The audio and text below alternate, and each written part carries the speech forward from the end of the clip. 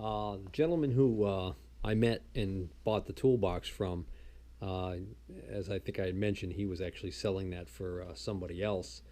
And he had mentioned that he had some machinist items, some things I might be interested in, and he didn't live far from there. So we took a ride to his house afterwards. And he showed me a couple of things that piqued my interest, but I just, in the end, I ended up passing on them. One was yet another 6 by 48-inch sander. I forget the make on that one. It wasn't a Delta Rockwell, um, but the money he had tied up in that, he had bought that at auction a while back, meaning to do something with it. Never ended up doing anything with it. He was looking for around I forget how much, like 150, $200 for it. And then the other thing he had was a really nice, well-made, older carbide grinder. Not a dedicated tool grinder, but essentially a what looks like a pedestal grinder, but that takes the cup-shaped wheels for grinding carbide lathe tooling. And yeah, I mean, I've seen those go at auction for around $300, and so I know that they're not cheap, even used. And I think he offered it to me for like 200 or something like that, and that's not a bad price, but it's just not something I want to tie up money into. I don't foresee myself grinding a lot of carbide. I've gone to pretty much insert tooling on my lathe. So, anyways, what I did spot up on a shelf was this cast iron surface plate sitting out in a shed in the back of his house. And boy, I'll tell you, this is a good reason why you don't store stuff out in an unheated shed like this. It's pretty badly rusted. But he said I could take it, for free. So I couldn't pass that up. I figure even once I get all this rust off of it, it'll probably still be smooth enough or accurate enough for the kind of work that I would want to do with it. So it's just a nice little surface plate. I haven't been able to figure out who makes it. I don't know if there was a name on here. I don't think it's shop made. I think it's a commercially made model because it's a cast plate and it's got this webbing. I don't know. To me, it just looks like it was a pretty decent one when it was new. And there's a federal indicator on here that, believe it or not, still works. I don't think it's supposed to make this noise. But it's actually returning to the 0 point each time, even though I can see, well, the plastic bezel here is popped out. Oh, there we go.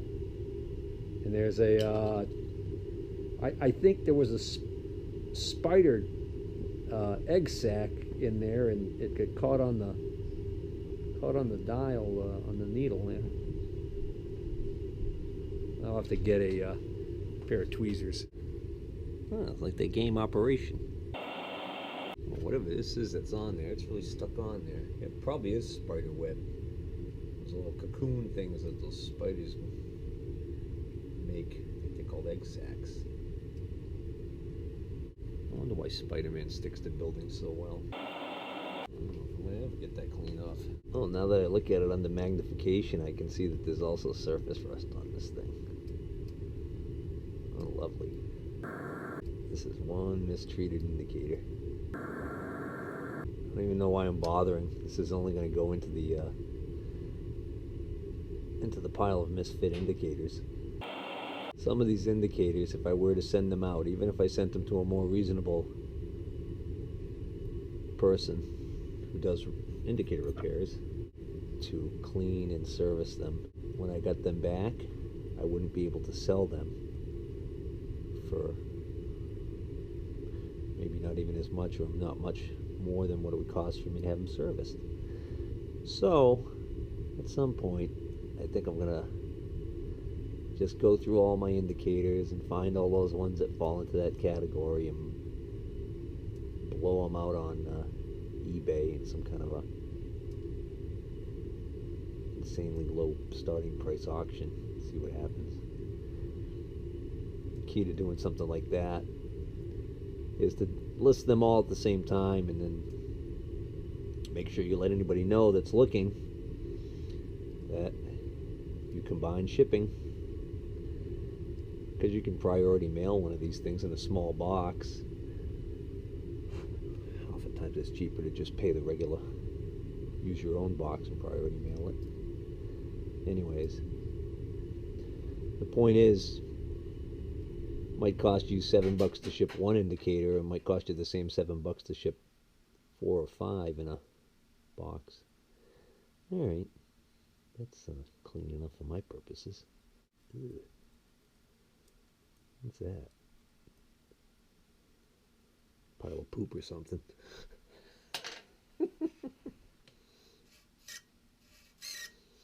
Oh, lovely. Guess I could clean this plastic off while I'm at it. All right. It's a lot cleaner than it was. Let's clip it in there, but it's not clipping in the bottom. Come on. It's going to be easy to take this off. I'm not having much luck getting this in. Well, alright, I'm done screwing around with this. I've done enough damage. I was able to pop it in enough so that now it stays in and it's semi-sealed, but when I tried to pop in this last edge here, the actual beveled part right here actually tried to roll up on itself. So that's why this is distorted now over here. But it's going to need a new one anyways. So, and now the debris is removed from there, from the needle, but this is still not coming back to the 0 point unless I pull it down. So it still needs some attention. And again, you know, it's full jeweled. This is a Federal, Providence, Rhode Island, 10 thousandths indicator, a model C815, or is it a C81S? I can't quite see. But I think if I read correctly online that the early Federal indicators, which does look like an earlier one, were actually pretty decent, and that the later ones were pretty much considered in the class of the Asian junk imports. But I've got a few of these Federals, some of them in better and some of them in worse condition than this one. I'll probably save this point. It's got surface rust on it, but that'll clean up. But that'll fit any number of standard indicators. Well, I'm satisfied that I'm probably never going to find out who made this surface plate unless one of you guys recognizes the design of it. I figured it probably had a label here if it did have one. I don't know if Starrett made one like this. I cleaned this up a little bit and there's no evidence of anything being marked on any of the sides. Obviously they wouldn't mark the top. Also the bottom area doesn't appear to have any casting marks or anything. So I guess it's going to be a mystery. I'm going to probably shelve this for now, and it'll be a rainy day project. Alright, so before I closed out this little episode here about the toolbox find, I just wanted to get you a better look at this cabinet that I scored out of the dumpster there for free. And I don't see a maker's name on it. I mean, it's got this nice locking mechanism, no key. And it's got these metal tangs on here so you can adjust the shelf. And since I scored the shelf out of the other one that was broken, I'll be able to actually move that shelf up and put that one in there, and it'll give me 3 compartments in there.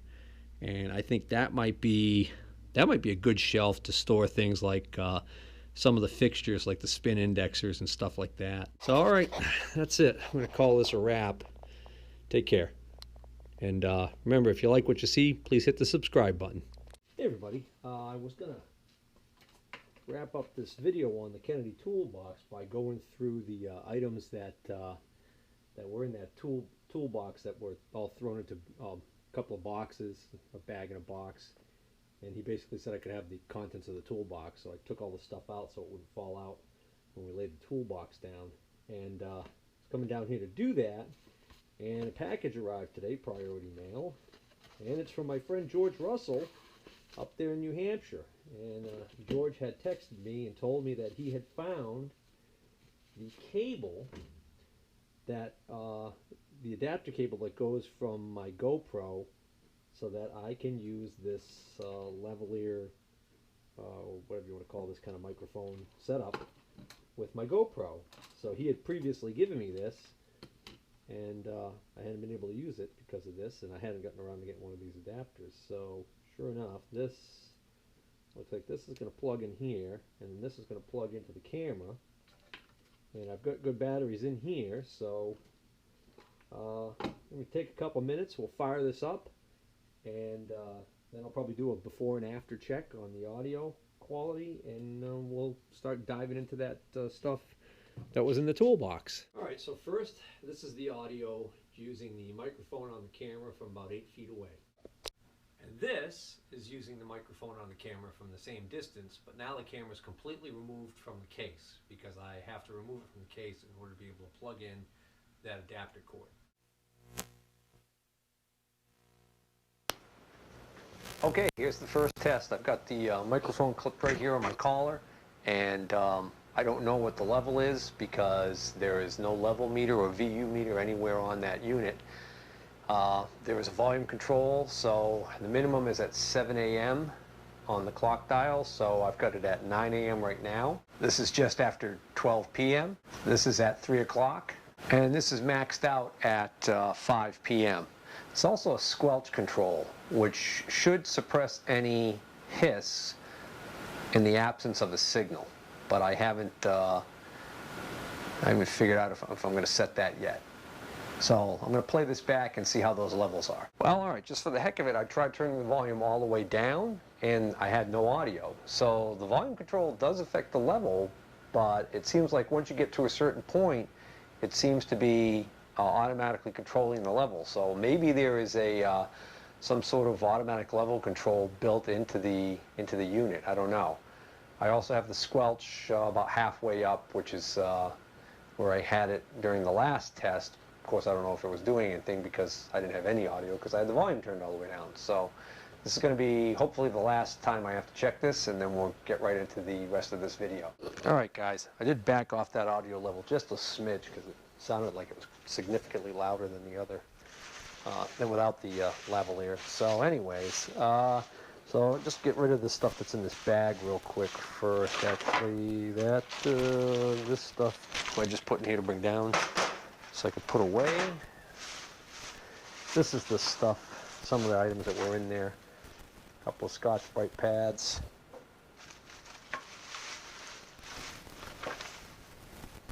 A big rubber mallet. This is the biggest rubber mallet I now own.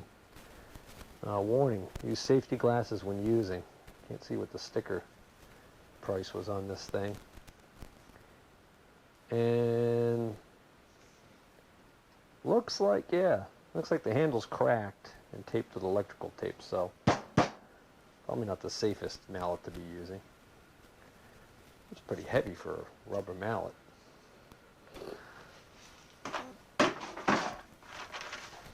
Brand new in the box, Centec, item number 98025, 7-function multi-tester. I think, I'm not positive, but I'm pretty sure this is the multimeter that you can get for free with a coupon if you are part of Harbor Freight's emailing list. They send you coupons and stuff like that. I think I remember seeing a coupon for this. That Centec name rings a bell. But you know, this would be a good little meter to throw in the truck, glove compartment, or maybe in the toolbox for the RV. A little grinding stone, cup wire wheel, a little buffing disc, a drum. Ah yeah, somebody was a fan of the old Harbor Freight. Here's a Pittsburgh Tools, which is Harbor Freight 1-pound rubber mallet. That's actually in pretty good shape. Couple of brand new paint brushes. I think these are Harbor Freight also. Item number 39688 and 39687. Yeah, these look like classic Harbor Freight cheapy paint brushes, but you know, those are the kind you can use for a job where you're too lazy to clean your brushes. You just use them and throw them out. Pair of cutters, Archer, made in Korea. I recognize these. These would have been sold by Radio Shack back in the day. This brings back memories. When I was going to school for electronics at the Voctech school, I remember somewhere around junior year, I got myself a toolbox and started putting together my own collection of tools. And of course, I didn't have any money, so I bought the cheap stuff. And what did I buy? I believe amongst the several items I bought, this was one of the items that I bought from Radio Shack, a pair of diagonal cutters, these same brand, probably identical to these. Memories. All right, this screw extractor set, there's one of them. There's a big one there. Okay, so we got a couple of them. The rest of them may or may not have survived the trip. Another grinding wheel, plug cutter by Wolfcraft. For those of you who don't do woodworking or know what a plug cutter is, if you have a recessed hole that you have a screw in and you want to cut a little wood plug to stuff into the hole and sand smooth so that kind of hides the presence of the screw head, you can cut your own plugs. You just put this in a drill, stick a piece of hardwood under there, and you can cut your own little plugs out with this. And this little set here I thought was kind of neat. This is a screw mate by Stanley, set number 1523A, 5 most popular sizes, combination wood drill and countersink. So this has got a drill bit that's got a taper to it and a depth stop, so you can automatically drill the perfect hole for like a bugle head screw. Yeah, that's a nice little set. Let's see what else we got. This whole milk crate, full of stuff. Here is a hole saw and the arbor, and then you can unscrew this from the hole saw, and then, all right, well, here's one. So I get an extra one of these. I actually got a few. So I just got a whole gaggle of hole saws here. Oh, these are Lennox. Okay, these are Lennox brand. Lennox brand hole saws. Small ones. There's one with a long arbor. Small one. All right, so that's a nice little score there. They actually look like they're still in decent condition. Decent enough to cut. It's a knife. My boys and I were watching Rambo the other day. They love those movies. I had forgotten how corny those movies were. They don't care. But anyways, so I told them the other day, I says, look, showed them. I said, look at that. Daddy's got a knife just like Rambo. And of course, Rambo's was like that wide and that long. But a survival knife, I guess, for lack of. This is a metal handle, rusty, stainless Taiwan, piece of crap. Got a compass in the butt of it. Oh, that's not plastic. That's metal, but it's white metal, and it just snapped into pieces in my hand. Boy, that's a lawsuit ready to happen. Oh, it's because Stevie's not too smart. I've never owned one of these. There's your safe. There's your secret compartment. Oh, you guys are probably laughing at me now.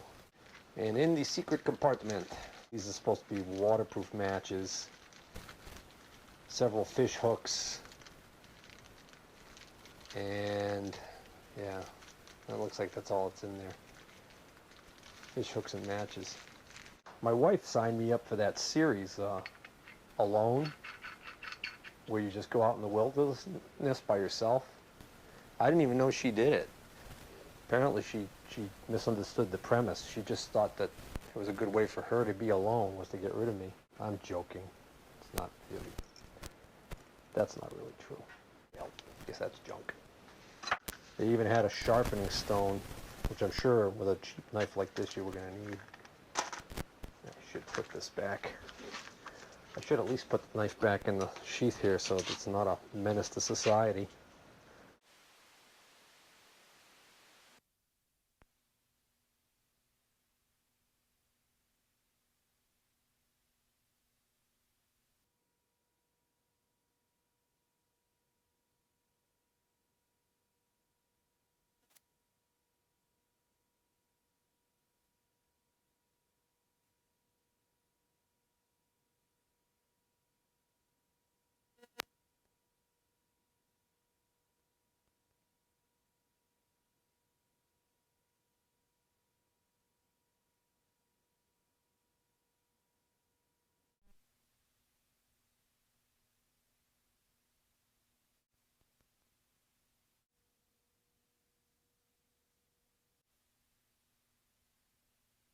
Well, not a lot to get excited about here.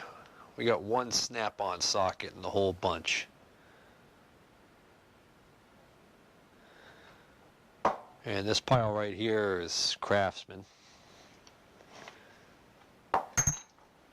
This little pile right here, they say they're USA, but they're Giller, G-I-L-L-E-R. So I'm not familiar with that company. Then I got a bunch of Chinese, Japanese and Taiwan sockets, some unmarked ones, and these say USA and they're marked P and C. USA. P and C. I'm not familiar with that company either. A little Craftsman 1/4 inch set that had a bunch of junk in it. Turns out there were 3 1/4 inch Craftsman sockets in the whole thing. This is Isco, several Isco sockets 1/4 inch in the handle. And this is an unmarked, completely unmarked flex head 1/4 inch ratchet. Nothing to get excited about in that whole lot. I just thought this was funny. This is a True Craft socket made in Japan. Now, this is a 1/2 inch drive socket, and it's a 3/8 inch. If you're putting, if you need to put enough torque onto this bolt that you need a 1/2 inch drive, I'm pretty sure you're going to snap that sucker. You got other issues.